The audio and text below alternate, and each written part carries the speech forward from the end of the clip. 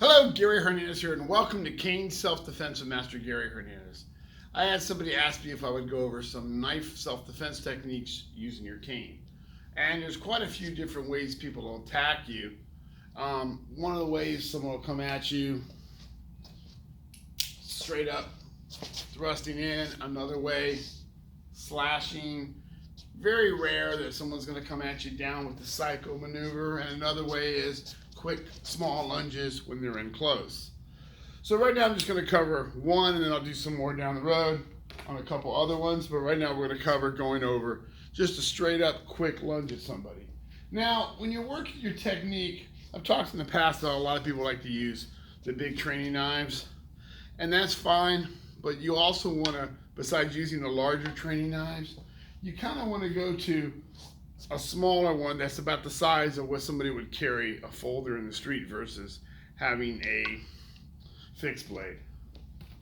Now I carry, in the streets, I carry an Emerson CQC 16, and it's just a little bit bigger than my training drone here, but that's what I carry. It's still a pretty good size knife, and it's, it's under 4.5 inches, so in Florida it is legal to carry.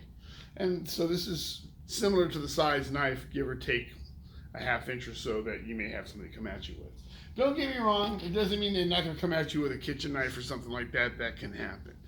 But we're going to right now work as though someone's coming at you with a folder, pulling it out of their pocket and thrusting it. So right now helping me out is going to be Mr. Bob. And I'm going to have him use that one before we go to the chalk one. So we're going to get chalk all over the place. Now, your cane, being that it's primarily a long-range self-defense tool, that's what you're going to want to do. And I'm going to explain a certain way that's, I feel, is best to step.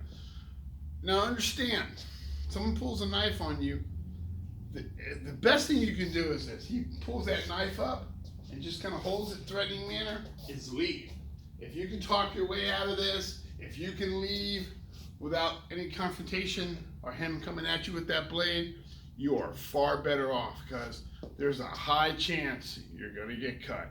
So you need to understand that. So always leaving, getting away from the situation is your best.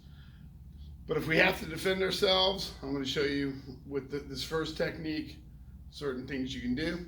Now, he has the Sharky training drone. So from here, come a little bit closer. If he pulls a knife up and holds on to it, yes, I could back up and be ready. But let's just say all of a sudden he's got it to his side. Well, that's a whole different story. Before I get into the technique, I'm going to show you which way I feel is the best to step, and I'm going to explain why right now.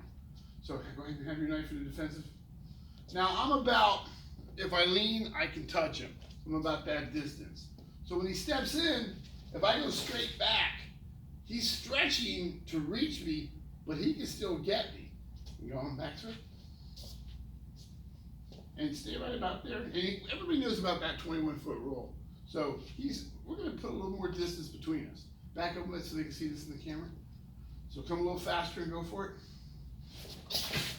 Even going backwards, he covered the distance and he got me. So now from here, he's just going to take a normal step right now. I'm going to show you something also. If I step completely to my left, go ahead, he can cut right into me. Go back. Same distance.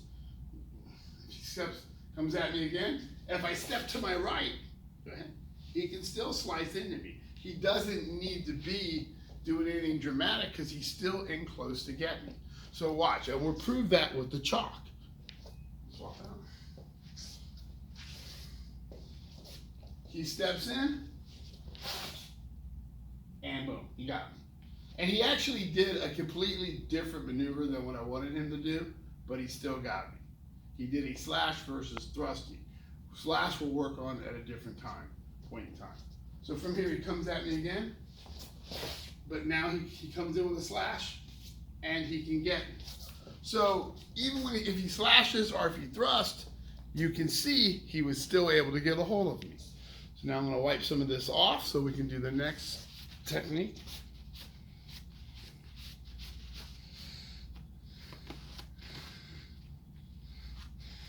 Now, I talked about how I don't want to go back, and I'm going to swap this out so I can do the technique without hurting Mr. Bob. Now, now we're about a little bit closer, right about. We're still at the same distance. Now, I said I don't want to go backwards because obviously I'm going to get stabbed. I don't want to step to my left because he can simply, from that thrust, he can turn it into a sideward motion slash and he got me.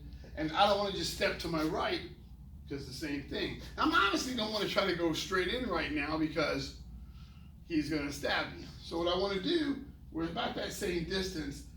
As he steps to stab me, I'm going to step diagonal. Now, from there, do your slash again. Look how much distance I've created. Go back. So it's about the same distance. He steps again. From here, slash out. He's got to really stretch. So I created more distance. Now we're going to put this into play. Same kind of distance. He steps in. And I'm going to go for either, hopefully his wrist or even elbow. And as I hit that, then I can come through with a secondary technique. Go back to about the same distance, so we're not too far, but not really close. Come in a little bit, right there. He steps in again, and I go diagonal, hitting that wrist, and then from there, I can go to his head. So when you're trying to avoid a knife, depending also your area, if you're between two cars, you're gonna have more of a problem. You want to kind of go back further away, and you're gonna have to move your cane a little differently. I'll have to do one between vehicles. But again, if he steps in, he's gonna get me. Just lean out, boom, he's gonna get me. Go back. He steps in, he can slash. Go back. He steps in, go ahead. He can slash. So don't go left or right, and don't go straight back. They're gonna get you. They're gonna close that gap. They're gonna be able to maneuver. Step in, go diagonal, and then counter. Step in, diagonal, and then counter. So when you're going diagonal, going either diagonal, backwards, you're going to create more of a distance and be able to use that cane for what it's supposed to, long-range self-defense. Now, if he steps forward, steps in, if I go backwards and I do get away from him where he's not right on top of me, then, then I'm not swinging around and I'm going to strike. I can use that distance. Go ahead and step. If I go to my left to try to do something, I'm going to have to hit him with this. But even if I hit him and he goes back and his arms just slash out because I hit him, he's still going to get me. So I want to make sure, and I'm going to go slow because of the real cane. I just want to let you see where the wood. He steps in, 1, 2, and bam. Right into that. And I can follow it up either to his leg. Now, just so we're in camera form, okay. Let's say I don't. Now, this is my opinion, okay? I'm 56, let's say he's 25. He's trying to rob me? Yes, I'll give him my wallet watch. It's not worth dying over. But he has a whole different philosophy. He just wants to stab me. Well, he pulled that knife and he wants to take my life. So I don't give a rat's rear about him now. So as he steps in, I go backwards. I can go for the head or arm, either or. If I don't want to take a chance of maybe blunt trauma and killing him, then I'll go for his arm. So as he comes in, I go back. As I hit that arm, then I could go for that knee if I don't want to hit him in the head. When it's life and death, you're going to have to make that call. So remember, step at an angle and give yourself more distance. Just practice that when you're at home. Have something, Mr. Bob, let's just say Mr. Bob's a refrigerator. Face me. I'm a cold guy. And I'll be right here. Put my hand up. I'll take a step back. And boom. Okay. I'll touch again. I'll take a step here. And boom. I'll take a step here. See how close I am? So left or right, I can still touch it. But if I step diagonal, I'm further away. I'm using that reach of that cane, and you're gonna see how far away you are. So any solid object you can practice that with, and you can judge your distance that way. Thank you, sir. So hopefully that technique helps. As I always say, practice it, make it yours. And when you're training with a partner, make sure you're training with a safe training knife so you don't get hurt, and make sure you're not hurting them. Gary Hernandez, thank you, and I will see you guys real soon.